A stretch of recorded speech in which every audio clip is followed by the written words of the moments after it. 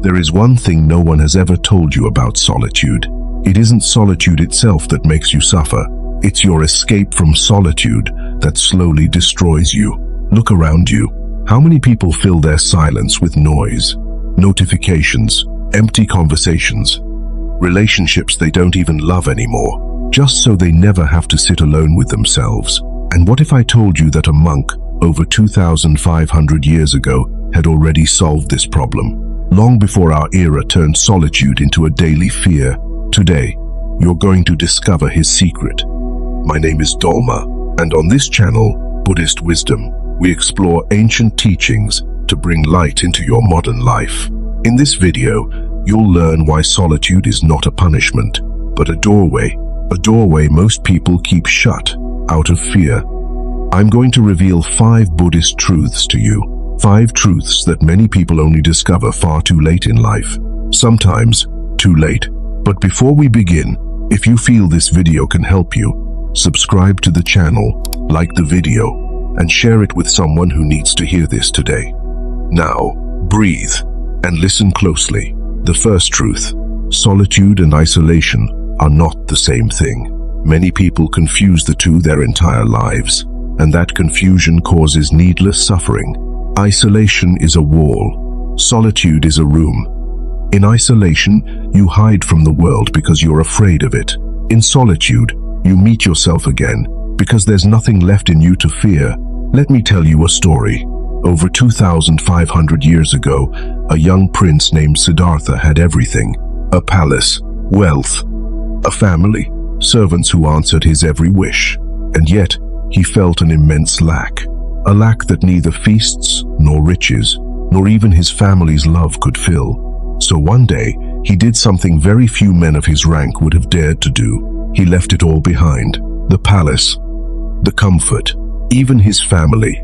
According to Buddhist tradition, Siddhartha spent several years in asceticism and withdrawal, seeking truth far from the noise of the world. No comfort, no distraction, no one to tell him who he was supposed to be.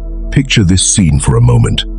A man sitting beneath a tree, no phone to kill the boredom, no company to fill the stillness, just him and his own thoughts. And it was precisely in that stillness that he found awakening. Not in the crowd, not in temples full of disciples, in complete emptiness. Now, ask yourself an honest question. How long can you sit alone with no phone, no noise, no distraction before discomfort sets in?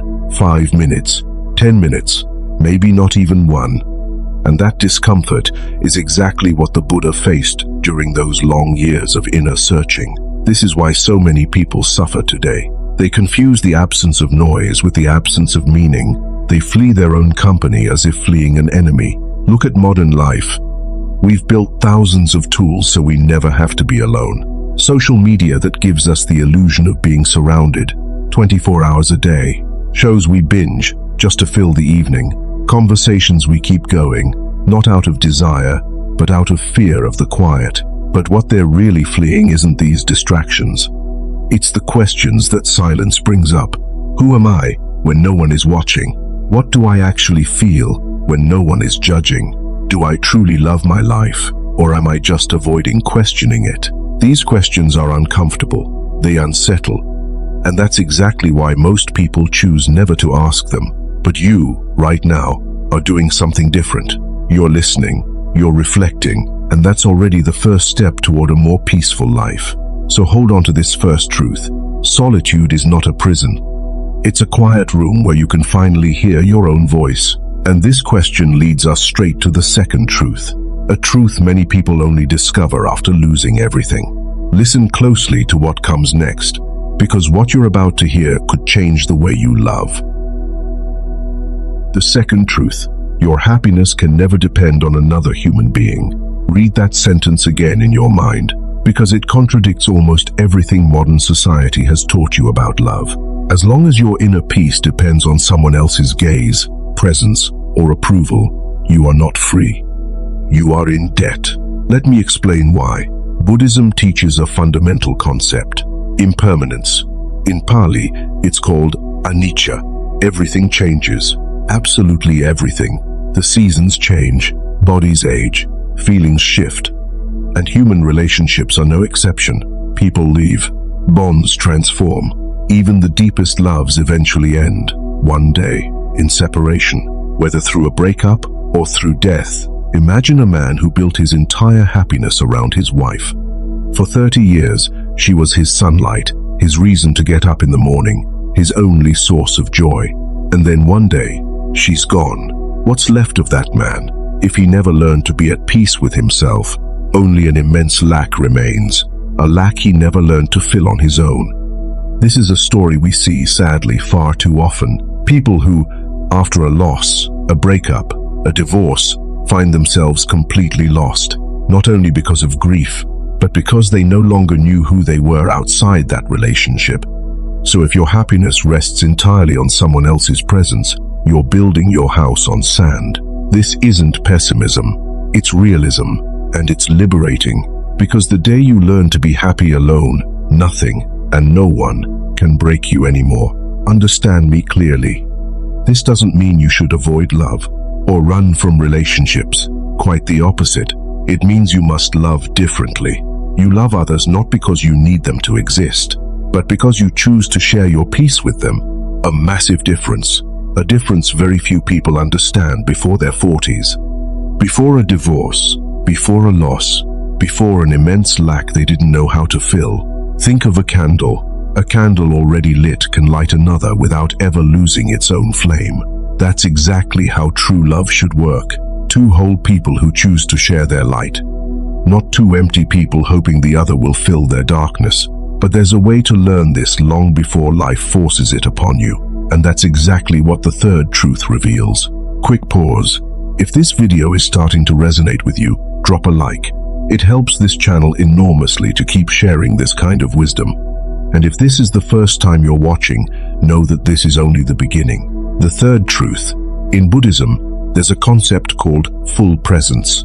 In Pali, it's called sati, being fully here, in the moment, without fleeing, without judging, without filling the lack with noise. Here's how this shows up concretely in your life. When you're alone and you feel unease, a void, an anxiety, most people grab their phone, turn on the television, call someone just so they don't have to feel that emptiness. Watch yourself the next time this happens. That small, almost automatic reflex of reaching for your phone the moment stillness becomes uncomfortable. That's no accident. It's an avoidance mechanism, deeply rooted in all of us. But that emptiness is not your enemy. It's your teacher. The Buddha taught that suffering comes from attachment. Attachment to people, to distractions, to the idea that we need something external to feel whole. There's a very simple practice monks have used for centuries. It's called observation without judgment. Here's how it works.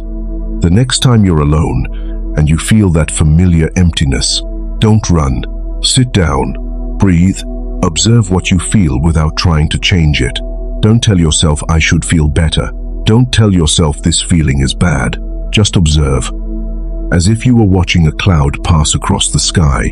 It's there. Then it moves on, without you needing to fight it. That's where true transformation begins, not in avoidance, but in fully accepting the present moment. At first, this can be uncomfortable, even frightening, because we've spent years, sometimes even decades, running from this feeling. But with practice, something remarkable happens. That emptiness starts to feel familiar, then calming, and eventually, almost pleasant. Monks who have practiced meditation for many years often describe this moment as liberation. They no longer try to escape solitude. They welcome it, like an old friend. But careful. What you've just learned is still only the surface, because the fourth truth touches something far deeper, something even advanced practitioners take years to understand. Stay with me. The fourth truth.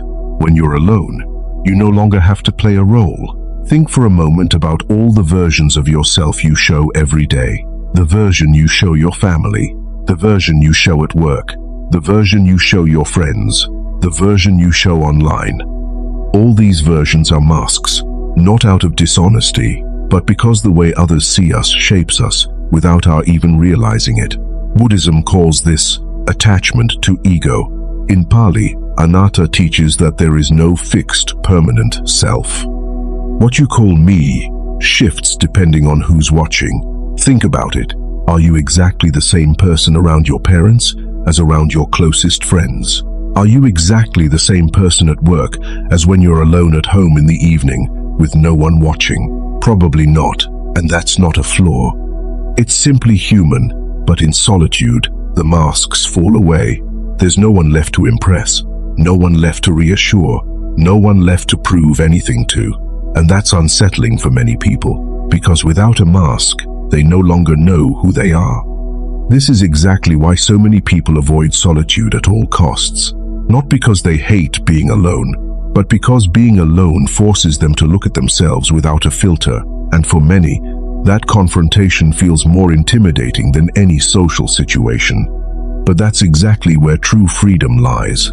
Learning to be happy alone means learning to meet the version of you that exists without an audience.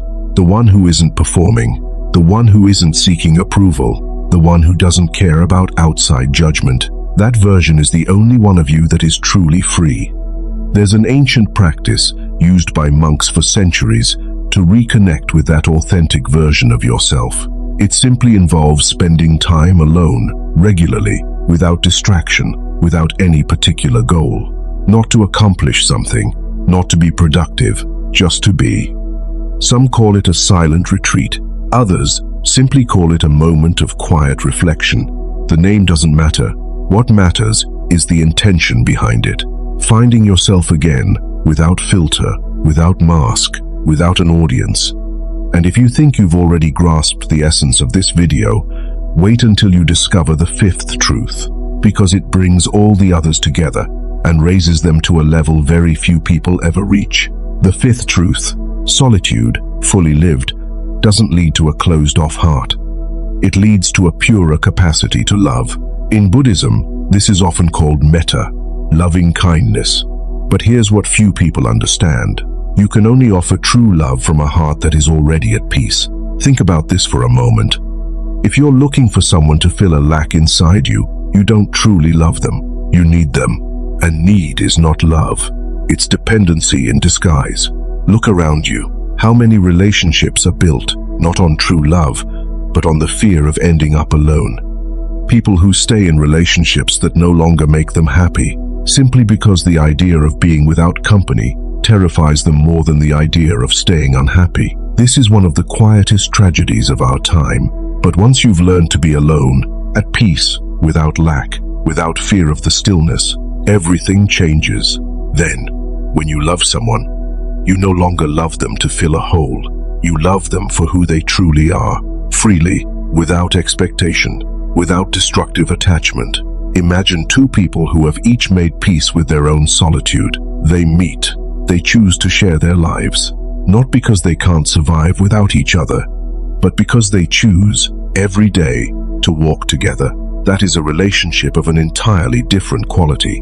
Lighter, freer, deeper, paradoxically, because it rests on no dependency at all. This is the summit of the Buddhist path toward happy solitude, not fleeing others, but becoming able to love them without ever depending on them. This is why some monks live in a peace most people will never know, not because they are alone, but because they made peace with their own company before opening their hearts to others. Now, take a moment. Think back on the 5 truths we've walked through together. The first, which taught you to tell solitude apart from isolation. The second, which showed you that your happiness must never depend entirely on another human being. The third, which taught you the art of welcoming emptiness rather than fleeing it. The fourth, which revealed that solitude allows you to remove every mask you wear. And the fifth, which showed you that solitude lived well leads to a purer, freer, truer kind of love. These 5 truths are not separate. They are 5 steps of one single staircase. A staircase monks have climbed for thousands of years, and a staircase you too can begin to climb, starting today, not tomorrow, not when life forces you to, after a loss, a divorce, an immense lack, but now, while you still have the choice. If this video has touched you, subscribe to Buddhist Wisdom. Every week, we share new ancient wisdom to help you move through modern life with more calm and more clarity. And before you go, I'd like to leave you with something different this time. Not a like, not a share. A small ritual just for you. Close your eyes for 3 seconds. Take one slow breath in, and as you breathe out, silently offer yourself a little kindness, the way you would to a dear friend. Then, if you'd like, open your eyes and write these words in the comments as a quiet promise to yourself. Write, "Today, I let my own presence be enough." Take your time writing it, not for me, for you. Take care of yourself. And above all, take care of the person you are when no one else is watching. See you soon on Buddhist Wisdom.